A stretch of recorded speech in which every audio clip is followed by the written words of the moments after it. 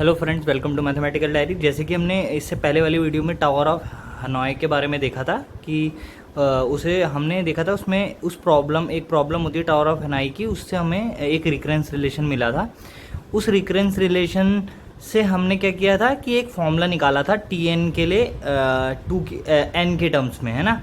T N क्या था कि कितने वो स्लाइड्स, जितनी स्लेट्स हैं उनको मूव करने के लिए, एन स्लेट को मूव करने के लिए कितने मूव्स लगेंगे, है ना। तो एक फॉर्मूला निकाला था 2n-1 for every n greater than equal to 1, मतलब 1 स्लेट के लिए यहाँ पुट कर लेंगे 2 के लिए, है ना। ऐसे करके देखा था हमने, ठीक है।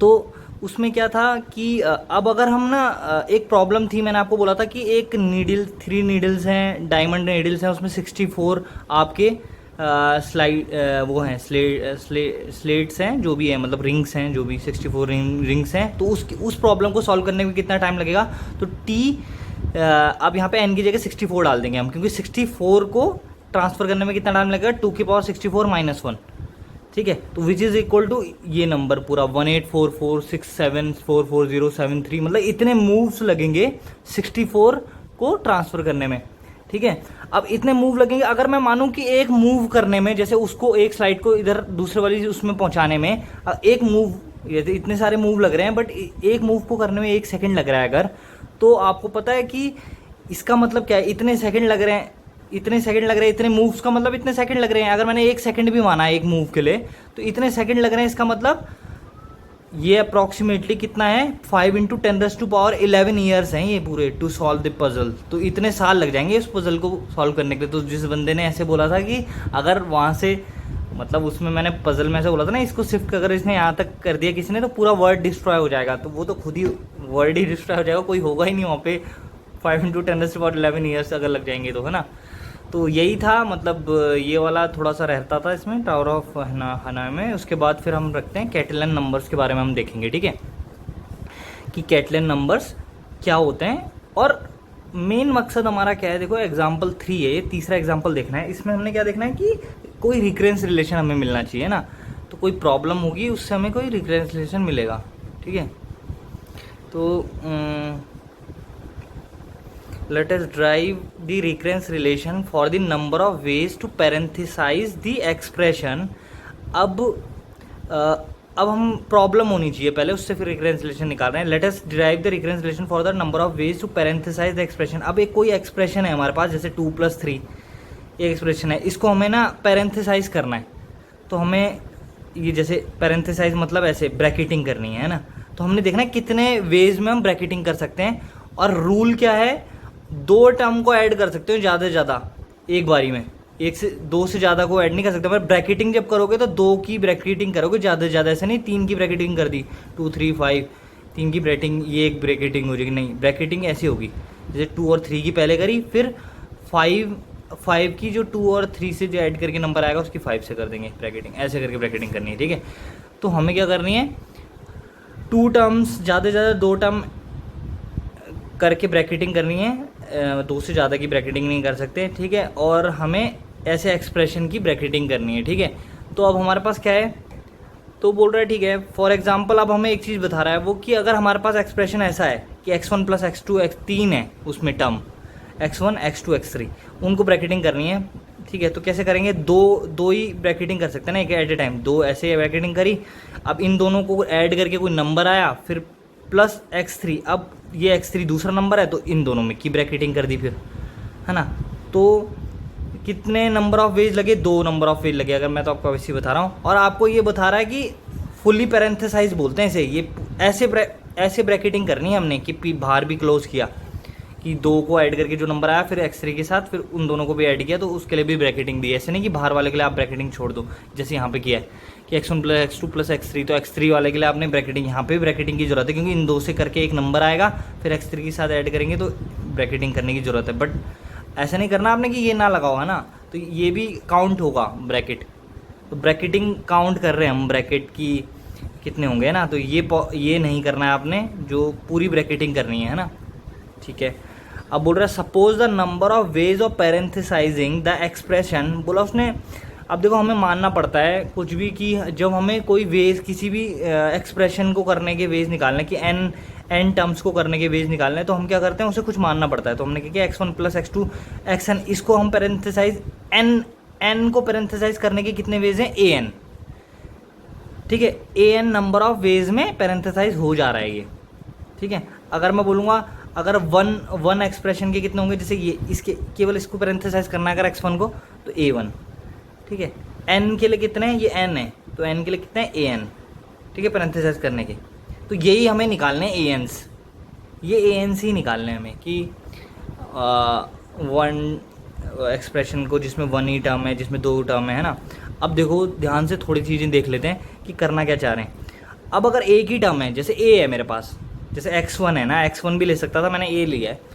a को पैरेंथेसाइज करने के कितने वे होंगे, ठीक है, तो उसका मतलब है एक टर्म को पैरेंथेसाइज कर रहा है ना, एक ही टर्म है ना, उसको पैरेंथेसाइज करने के कितने वे होंगे, वही यही होगा बस, है ना।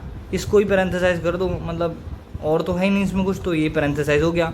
तो इसको करने के कितने वे हैं, एक टर्म है तो a1 वे है ना, यहाँ पे n टर्म के कितने वेज से an, तो 1 के कितने वेज हैं, a1 वेज, तो a1 इक्वल टू कितना हो गया।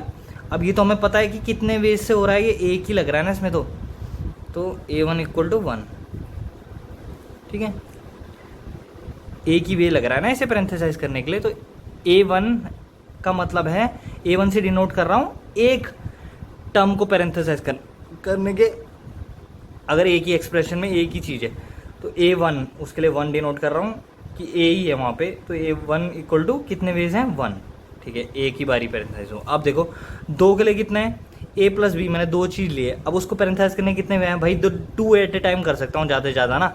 अब यहाँ पे तो एक ही था, तो यहाँ पे तो 2 एट ए टाइम नहीं कर सकता था, बट यहाँ पे 2 हैं, तो यहाँ पे अब 2 को एक साथ कर सकता हूँ, उस 2 से ज़्यादा को नहीं कर सकता। तो ये एक ही वे लगा है ना, इन दोनों को ऐसे पैरेंथेसाइज कर दे। तो a2 भी आपका 1 है, मतलब 2 के लिए भी उसे a2 से डिनोट कर रहा हूँ, इक्वल टू 1 है, ठीक है। यही हमें निकालने हैं, a1 a2, है ना, जैसे हम टावर ऑफ फिनोमेना निकालते थे t1 t2, ऐसे यहाँ पे निकाल रहे हैं a1 a2, number of ways of वो करने के पैरेंथेसाइजिंग के, नंबर ऑफ टर्म, जैसे x1 plus x2 plus x3 को पैरेंथेसाइज करने के कितने तरीके हैं, x1 प्लस x2, है ना, इनको। अब 3 होंगे तो a प्लस बी प्लस सी, इनको पैरेंथेसाइज करने के कितने वेज होंगे, तो उसने बोला ठीक है पहले a प्लस बी को पैरेंथेसाइज कर दो, क्योंकि 2 को कर सकता हो ना ज़्यादा से ज़्यादा एट ए टाइम, तो 2 को करो पहले, a प्लस बी प्लस सी को ऐसे ही रहने दो, फिर a प्लस बी से जो नंबर आएगा उसे c के साथ कर दो, मतलब बाहर में ऐसे लगा दिया। या तो ऐसे कर सकते थे, या तो हम b प्लस सी को पहले कर दें, तो b प्लस सी को पहले कर दें और फिर a के साथ करें उसे, तो 2 तरीके हो गए ना, ये 2 तरीके से पैरेंथेसाइज किया हमने a प्लस बी प्लस सी को। तो a3 की यहाँ पे इसको डिनोट करेंगे a3 से, क्योंकि 3 को पैरेंथेसाइज करने के तरीके देख रहे हैं, तो वो a3 से डिनोट किया, इक्वल टू कितने आ रहे हैं वो वेज, 2, तो a3 इज इक्वल टू 2, ठीक है। फिर हमारे पास क्या है देखो, अब अगर 4 होते हैं, ये अगर 4 होते हैं तो कैसे करते हैं, a plus B plus C plus D, है ना, 4 हैं, तो इसे इन्हें करने के कितने तरीके होंगे, a4 तरीके, तो a4 ही देखना हमने क्या आएगा a4, है ना। तो a4 क्या आएगा, अब हम देख रहे हैं वो पहले वाली टर्मों में डिपेंड हो सकता है क्या, a4 a3 a2 की हेल्प से निकल सकता है क्या a4, तो हम क्या देखेंगे, देखना हमने बोला कैसे तरीके से कर सकते हैं, हमने बोला a को ऐसे ही रहने दो, पहले b plus C plus D के तरीके देख लेते हैं, ठीक है। तो हमने बोला इसे करते हैं a plus B plus C plus D, ठीक है। तो b plus C plus D को करने के कितने तरीके हैं, पहले c प्लस डी को कर दिया, फिर उसको b के साथ किया, फिर उसे a के साथ कर दिया a को ऐसे रहने दिया ना पहले, तो a प्लस फिर b plus C plus D में क्या किया, पहले b प्लस सी को किया, फिर d के साथ उसको पैरेंथेसाइज किया, फिर a के साथ पैरेंथेसाइज कर दिया, ठीक है। तो ये कितने नंबर ऑफ वे हुए, देखना इसको जितने पैरेंथेसाइज 3, जो मतलब ये 4 के लिए देख रहे हैं ना, तो 3 को करने के जितने तरीके हुए a3 इंटू a1 को जितने करने, ये एक ही है ना, तो इसको करने के तरीके तो a1, ठीक है। अभी तो एक ही, अभी ये पूरा a4 नहीं आया, अभी देखना फिर हम क्या कर सकते हैं, a प्लस बी ले लो, अब a प्लस बी अलग ले लो और c प्लस डी ले लो, तो अब इनको पैरेंथेसाइज भी कर सकते हैं ना ऐसे भी। तो ये तो अभी हमने ऐसे किया था कि b plus C plus D को किया, फिर a के साथ किया। अब हम क्या कर रहे हैं, पहले a प्लस बी को ले लो अलग और a बी सी प्लस, तो क्या ऐसे भी तो कर सकते हैं, a प्लस बी को कर दिया पैरेंथेसाइज, प्लस c प्लस डी को पैरेंथेसाइज किया, फिर पूरा एक पैरेंथेसाइज कर दिया। तो ये तीसरा वे हो गया आपका, है ना, ये तीसरा वे हो गया। ये इन दोनों से डिफरेंट, मतलब जो ये वे आए हैं इनसे डिफरेंट ये एक वे हो गया, है ना, लिखने का। तो इसको कितना हो गया, तो ये क्या किया हमने, A2, इसको करने के कितने वे होंगे A2, और इसको भी करने के कितने हो गए A2। तो A2 इंटू A2 वेज में ये आपका पैरेंथेसाइज होगा।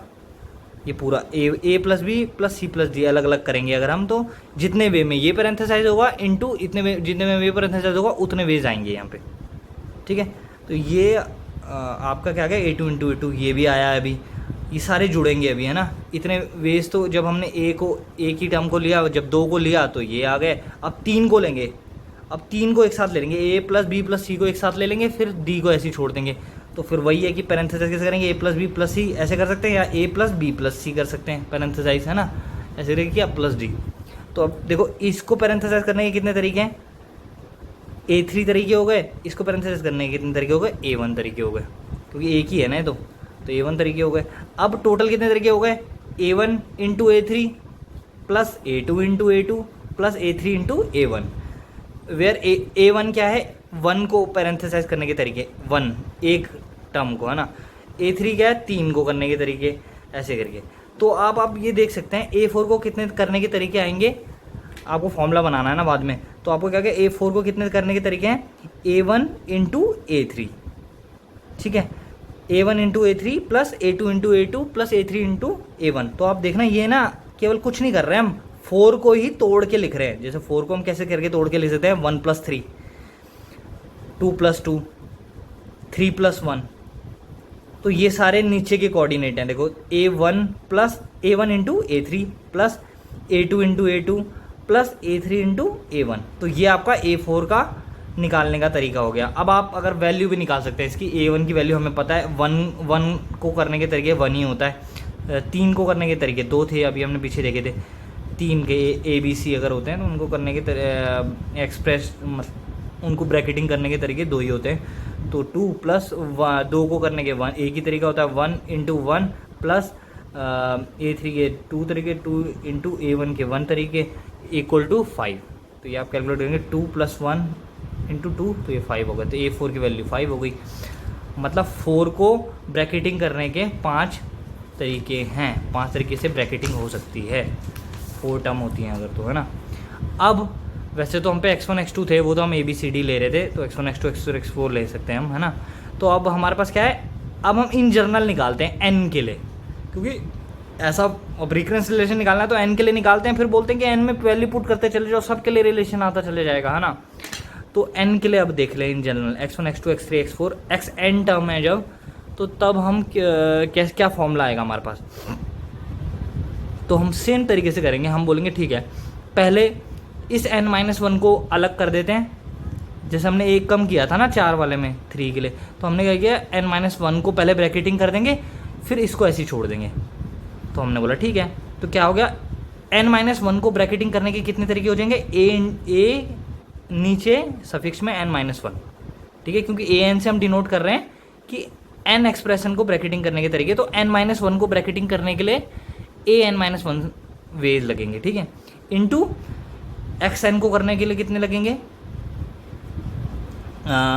मतलब xn तो एक ही है ना, तो इसको कितने तरीके लगेंगे, a1, ठीक है, एक टर्म को करने की, ये n-1 है तो an-1 लगे, ये एक है तो a1 लगे। तो इतने वेज में ये ब्रैकेटिंग हो पाएगी अगर हमने ऐसे लिया कि n-1 को पहले ले लिया, फिर इसको अलग ले लिया, लास्ट टर्म को, है ना। फिर अब हम क्या कर सकते हैं, n-2 को ले लो भाई, n-2 को पहले ले ले ब्रैकेटिंग करने के लिए, फिर ये 2 को ऐसे छोड़ दो, xn-1 और xn को ऐसे ही छोड़ दो, ठीक है। ये मैंने कुछ नहीं किया, x1 x2 x, देखो एक यहाँ पे अगर xn है तो इससे पहले वाला xn-1 होगा, इससे पहले वाला xn-2 होगा, ऐसे करके, है ना। तो अब मैंने क्या किया, xn-2 को अगर करना है मेरे को, तो मतलब n-2 टर्म को पहले करना है, तो उसके कितने वेज हो गए, an-2 और ये 2 अलग से हैं तो a2 वेज इसके हो गए, तो दोनों को मल्टीप्लाई कर दे तो टोटल नंबर ऑफ वेज कितने होगा, an-2 इंटू a2। ऐसे आप कम करते चले जाओ, समझ रहे हो, जो n-2 थे उसको n-3 कर दो, फिर ऐसे कम करते चल जाएंगे ना। कर कुछ नहीं रहे हम, जैसे उसमें किया था 4 वाले के लिए पहले हमने क्या किया था, वैसे ही उल्टा कर रहे हैं, जैसे हम 3 ले लिए पहले, फिर 1 ले लिया, 3 1 है ना, फिर 2 2, फिर 2 2 4 के लिए कर रहे थे तो 3 1 2 2 फिर 1 3।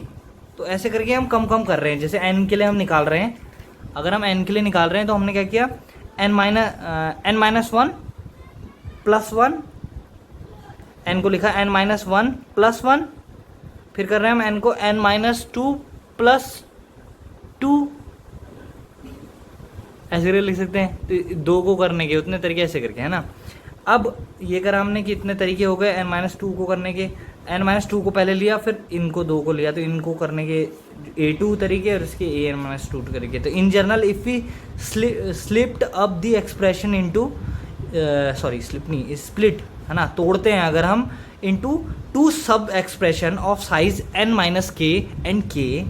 अब क्या बोल रहे हैं अब क्या कर रहे हैं, देखो k n माइनस 1 थोड़ा थोड़ा तोड़ते तोड़ते n माइनस k तक अगर हम आए, करते करते n minus 2 n minus 3 n minus k, किसी k तक आए, k का मतलब है 3 आ गए या 4 आ गए, ठीक है, k तक आए तो कैसे टूटेगा वो, उसके लिए कितने वेज हो जाएंगे। अगर हम उसको कैसे तोड़ेंगे, तो हमने कैसे तोड़ा, a1 plus x1 plus x2 ऐसे करके x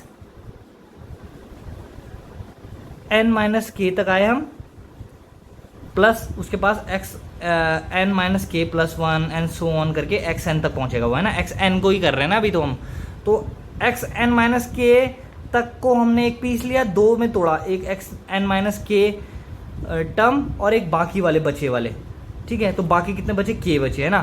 तो उनको के को करने के कितने तरीके हो गए, ए के, और इसको X N minus 1 N minus K वालों को करने के कितने करके, ए एन माइनस के, क्योंकि एन माइनस के है ना ये, तो इनको करने के ए एन माइनस के इंटू ए के वेज हो जाएंगे।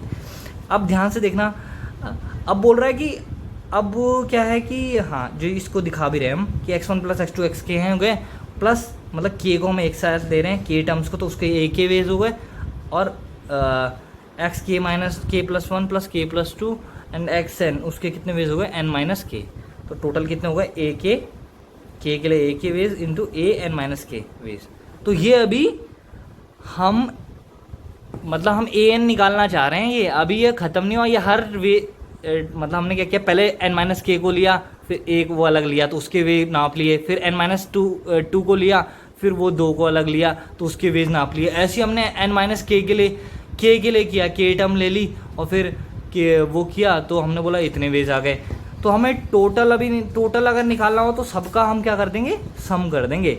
तो ठीक है, वो क्या बोल रहा है, we can get the total number of ways of parenthesizing the expression by adding the different ways of parenthesizing the expression corresponding to the different way of splitting the expression.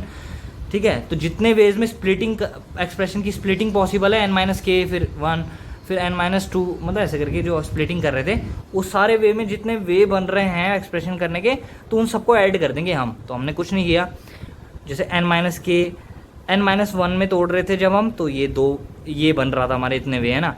N minus 2 में तोड़ रहे थे तो इतने वे, plus ऐसे करके N minus के में तोड़ रहे थे तो ये करके, एंड सो ऑन। लास्ट में क्या होगा, लास्ट में हम कम करते करते क्या आ जाएंगे हम, जब हम उल्टा आएंगे, अब हमने क्या करते हैं ना लास्ट में, अब हम यहाँ से स्टार्ट हम कैसे कर रहे थे कि ये लिया पूरा एन माइनस 1 फिर 1 ऐसे छोड़ दिया। अब हम लास्ट में कैसे आएंगे, एक ये एक्सप्रेशन लिया और इसको ये पूरा एक ले लिया, है ना। तो ये क्या हो गया, 1 एन माइनस 1, ये एन माइनस 1 ये हो जाएंगे, फिर ये 1, इसके लिए 1 वेज और इनके लिए एन माइनस 1 वे। मतलब अभी तो हम क्या आ रहे हैं, बड़े से छोटे छोटे करते हुए आ रहे हैं कि एन माइनस 1 पहले ले लिए टर्म, फिर इसको ऐसे छोड़ दिया, फिर एन माइनस 2 ले लिए, फिर इन 2 को छोड़ दिया उनको एक्सप्रेशन करने के, फिर ऐसे करके छोटे छोटे तोड़ के कर रहे हैं एक्सप्रेशन ना। फिर कम करते करते x1 तक आएंगे, तो एक उसके करने के तरीके a1 और इनके बाकी के n माइनस 1, तो a n माइनस 1, तो ये आपके कितने वेज हो जाएंगे, a1 into a n minus 1। Therefore the recurrence relation satisfy by an is, अब an के कितने नंबर ऑफ वेज होंगे, मतलब n एक्सप्रेशन को x1 प्लस, इसका मतलब क्या है, an का मतलब x1 x2 xn है, जो ये n एक्सप्रेशन को ब्रैकेटिंग करने के कितने तरीके हैं, ये सब काउंट होगा उसमें, जो भी आप सोचो। ऐसे करके पहले इन 2 को कर दें, इन 2 को कर दें, है ना। तो ये टोटल कितने हो गए हैं,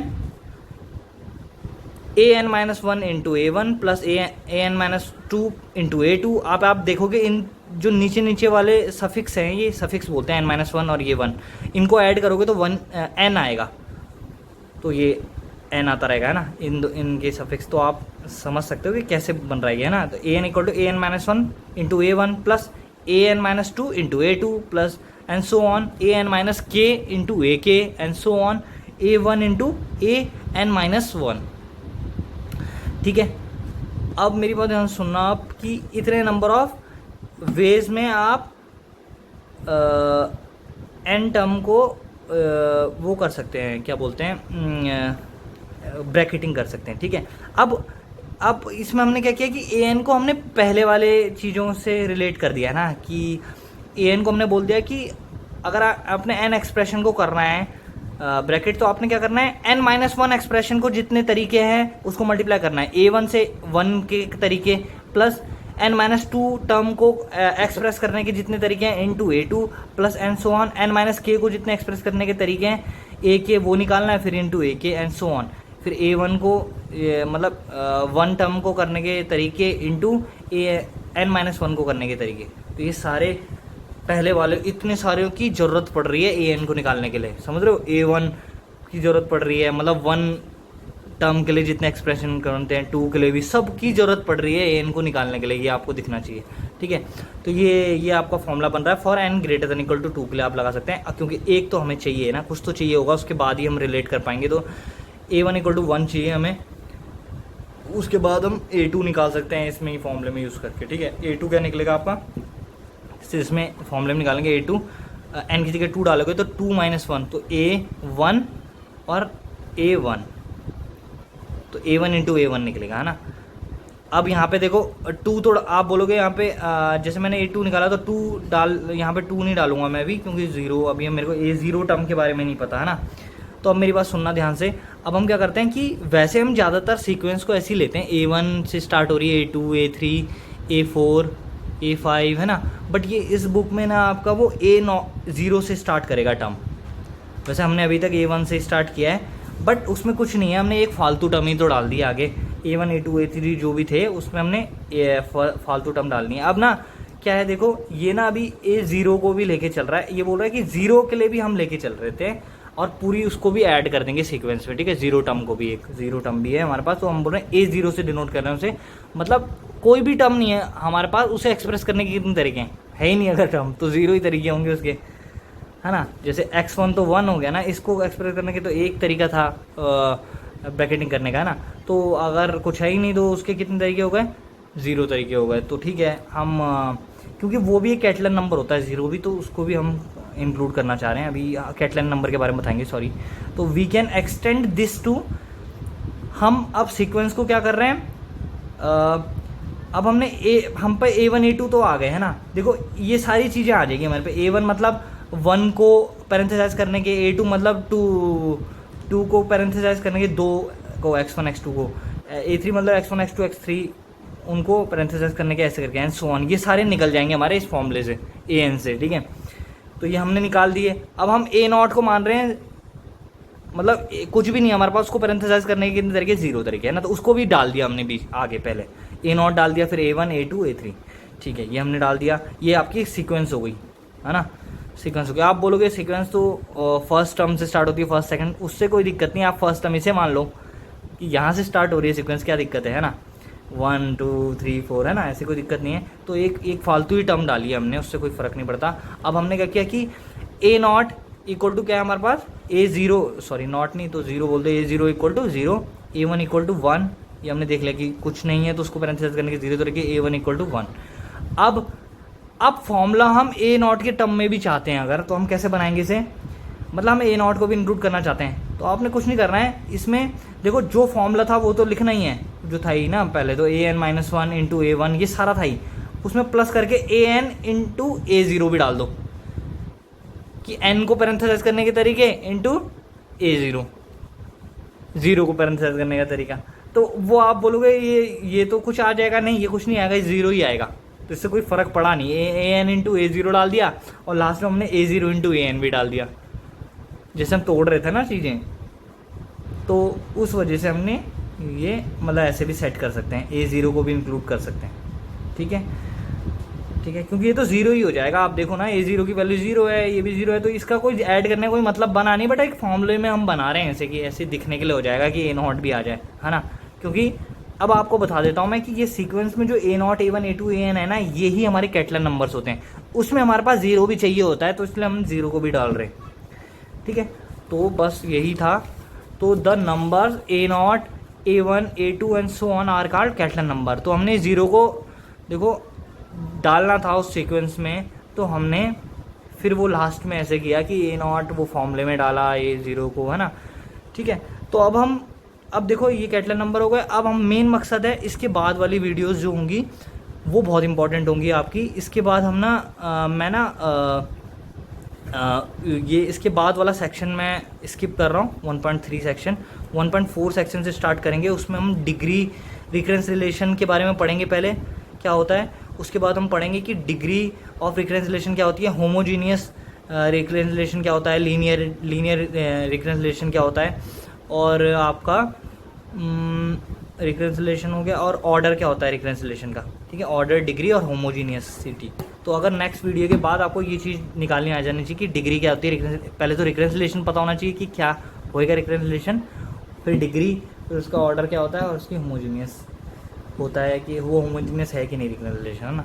तो वीडियो देखने के लिए बहुत बहुत थैंक यू, और ज़रूर लाइक कर दें वीडियो को, और चैनल को सब्सक्राइब कर दें। Thank you.